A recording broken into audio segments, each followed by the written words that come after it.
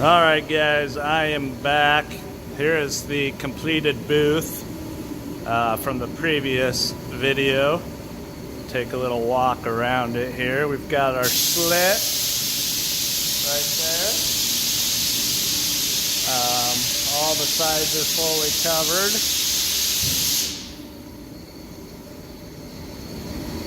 covered. All we did is we wired the edges together, so like here and then up here we just wired them together,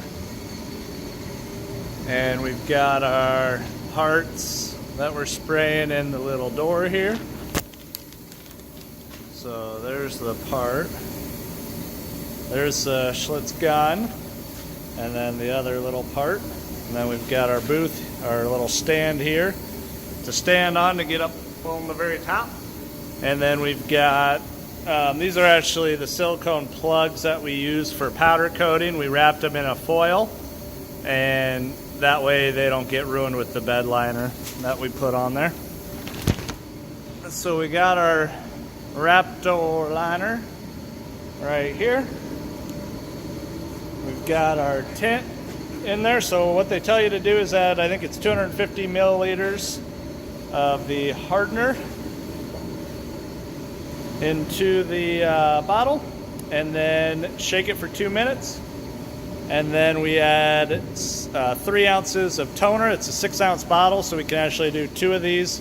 Pricing's not too bad. We got the tintable kit off Amazon for $100, and then we got the toner from our body shop store for $22. So all in all, with tax and everything, we're probably about $125. So we'll pick the video back up here in a second. We're going to show you a little bit of the spraying process. Alright guys, we are ready to spray. We've got our PPE here. We've got this mixed up with the hardener and with the toner. Beautiful yellow. One of my least favorite colors. Step in here.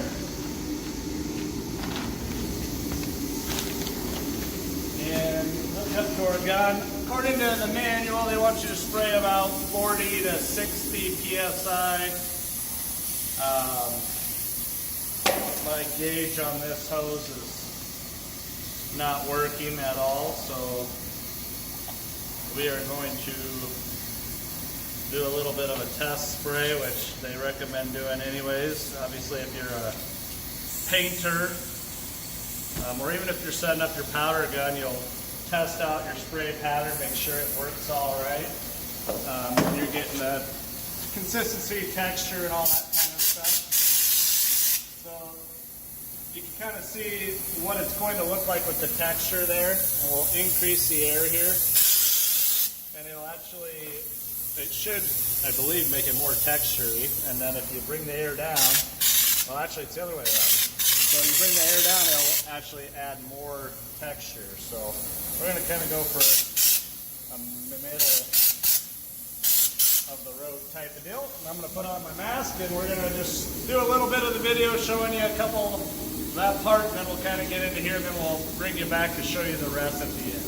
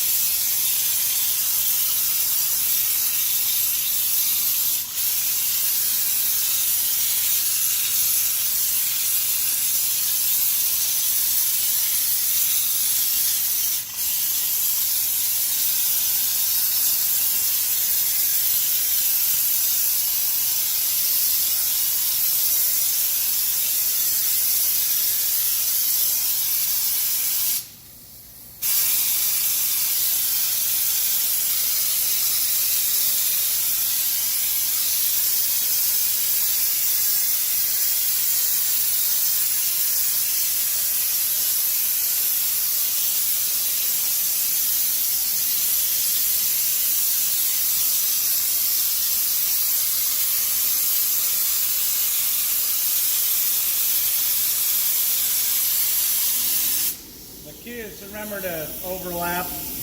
Make sure you're moving slow enough for getting good coverage. We'll actually come back and recover a lot of this. We're spraying it a little thin, so you just want to make sure you get the good coverage. Yellow is kind of known to be a transparent color, so you want to make sure you aren't seeing the substrate. So we'll pause the video here and then we'll catch. All right, guys, so we did 2 quarts. We had a couple little hiccups. The problem working in such a tight area is you can bump stuff. So I think our hose hit the thing once, and then we had some plastic hit it, and then this stuff is incredibly sticky. As you'll see when we come in here, although it's dry now, so it's not too bad, but it's pretty yellow. It's kind of getting dark in here, and with the tarps up, it's hard to see, but we got pretty good coverage. I think we're gonna have to do at least 1 more quart to kind of touch up and make sure, but we'll let it dry and see what's going on with it, but it's very, very yellow. So right there you can see the little mess up there. There's a couple on the poles, but yeah, we don't have the right booth for it, so we kind of just making do with what we got. And if you have any questions on shooting it, let me know. Distance is a big thing on the gun, how close you are to it. The farther you pull away, you get finer texture on there. When you're really close, it gets really wet and saturated, so it'll start running on you, so you kind of got to have a good distance. I guess we were probably 12 to 16 inches most of the time, and then the last one right before I ran out, I was trying to get back really far to kind of just give it a uniform texture around it. So the air compressor's going on, so with that we're going to go ahead and end the video. Make sure to subscribe and check us out. We'll be doing some more as we come up with ideas.